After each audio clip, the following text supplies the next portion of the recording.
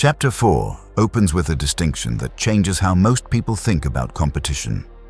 The good fighters of old first put themselves beyond the possibility of defeat, and then waited for an opportunity to defeat the enemy. Read that carefully. First, beyond the possibility of defeat, then opportunity to defeat the enemy. The sequence matters. Most people reverse it. They pursue the offensive opportunity first and worry about their own position when the problem arrives. Sun Tzu considered this a fundamental error, not a tactical mistake, a strategic one. To secure ourselves against defeat lies in our own hands. The opportunity of defeating the enemy is provided by the enemy himself. This is the central insight of Chapter 4. You cannot force your opponent to make a mistake. You cannot manufacture an opportunity that does not exist. What you can control is your own position, your own preparation, your own solidity. The general who makes himself invincible does not need to go looking for victory. He waits. And when the opponent inevitably makes their error, the opportunity presents itself. Patience for Sun Tzu is not passivity. It is the discipline of the perfectly prepared. Invincibility lies in the defense, the possibility of victory in the attack.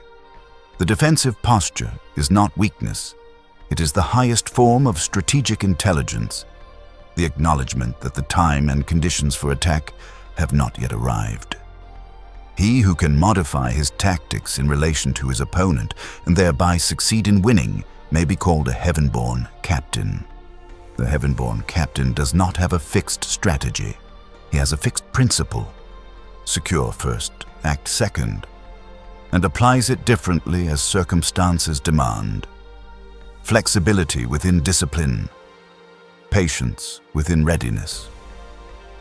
These are not contradictions. They are the same quality expressed at different moments. Sun Tzu closes Chapter 4 with what he calls the 5 factors that lead to victory: measurement, estimation, calculation, balancing of chances, victory. Each one flows from the previous. The territory produces measurement. Measurement produces estimation of forces. Estimation produces calculation.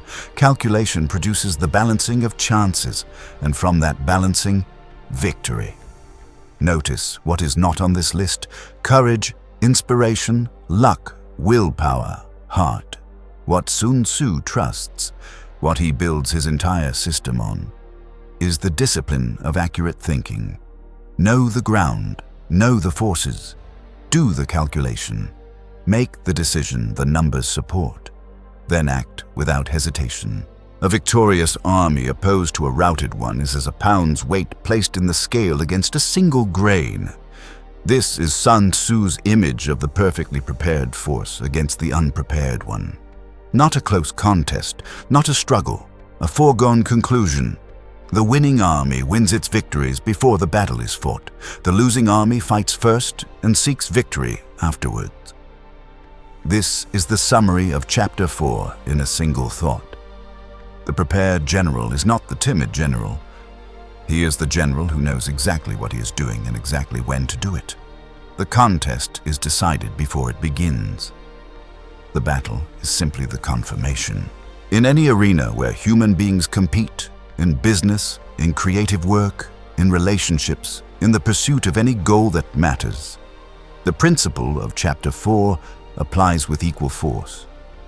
Secure your position first. Before you seek the opportunity, make yourself invincible. Build the foundation, the skills, the resources, the relationships, the habits that no reversal of fortune can take away. Then wait for the opportunity. It will come. It always comes to the person who is genuinely prepared to receive it. The person who rushes toward opportunity before their position is secure, wins occasionally, and loses catastrophically. The person who prepares first and acts second wins consistently.